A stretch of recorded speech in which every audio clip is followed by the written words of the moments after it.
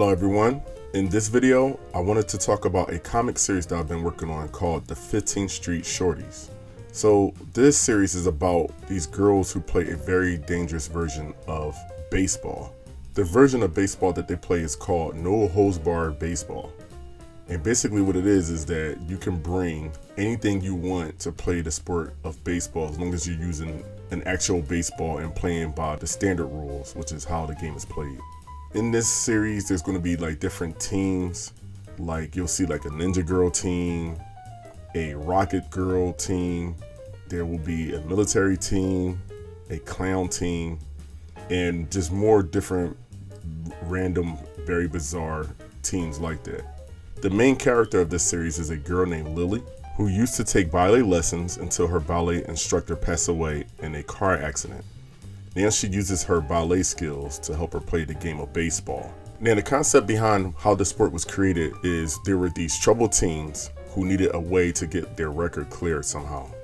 So they put the sport together for these girls to play. And Lily got wrapped up in it because she was trying to protect her friend who was being bullied by some girl. And what ended up happening was that Lily wound up fighting the girl, and by the time they got to the principal, they just looked at it as both of these girls was causing trouble. So Lily needed a way to clear her record, so the sport was suggested to her. Now what ended up happening was that the sport wound up getting so popular that girls from other schools and other neighborhoods and organizations wound up getting involved, and the sport itself wound up getting more funding. So now people want to see these girls with these bizarre talents and abilities play this very dangerous version of baseball. The team that the main character is on is called the Shorties.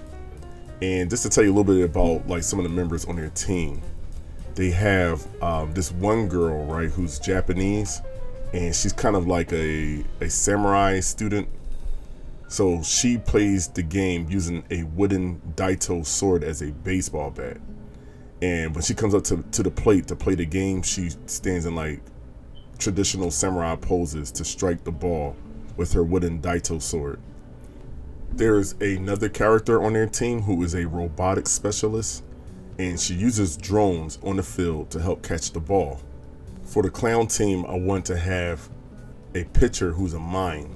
So it's like you just see this mime like pitching a ball, and you can't really tell when she's throwing the ball because she's not going to really have anything in her hand anyway because she's a mime.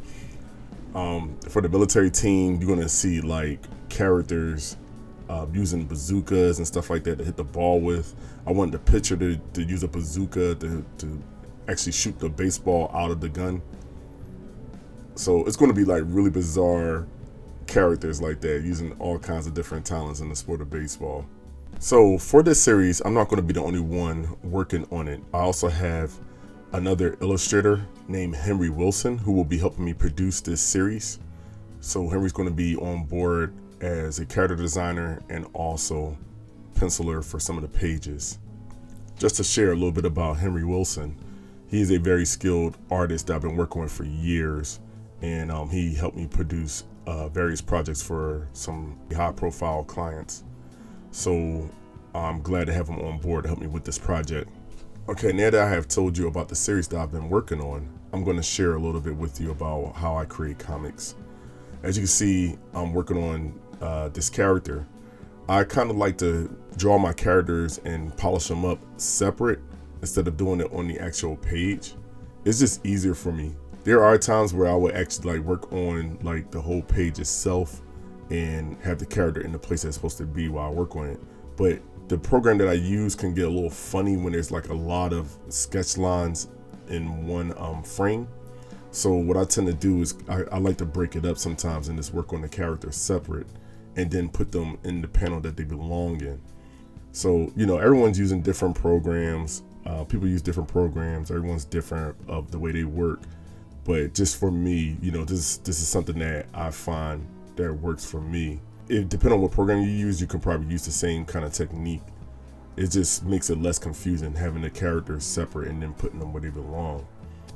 One of the things I like about doing it this way is that it's real fun putting everything together once it's finished. Like if I was to do the character on a different frame and then have the background separate and do finish the background, on its own frame, when you put it together, it's just that much satisfying seeing everything come together. So I like doing it that way because it's like a surprise in the end once you put everything together. So that's just the technique that I like to use for creating comics. Another thing that I do is I will take the actual thumbnails and enlarge it and just keep on tweaking it until it's to my liking. So in a way, I take my thumbnail sketches and use it or transform it into the pencils before the inking and coloring process. Moving forward, I plan to do some more of these process videos just so you guys can see how I produce certain things. I sometimes feel that when people get to see how certain things are made, it's easier for you to learn versus just someone teaching you. Because the thing about teaching is that most times it's in parts. So it can, it can get a little lost if you're not actually seeing a demonstration. And a lot of times demonstrations just is that much easier to learn from because you actually get to see someone in their zone and how they get things done. And each person is different, so it's good when you have the opportunity to see an artist at work and see how they produce things, because you can wind up taking techniques from different people and then adding it to your own strategy on how you get things done or how you produce your own projects. So I would love to hear some of you guys' techniques on how you get things done in the comment section. And if there's anything that you would like for me to talk about or cover as far as producing a comic or how I produce my comics, feel free to share. So that about wraps it up for this video. Let me know what you think about the 15th Street Shorties. Is that a comic you would like to see? And would you watch it if it was an animated series also, produced by Studio Trigger?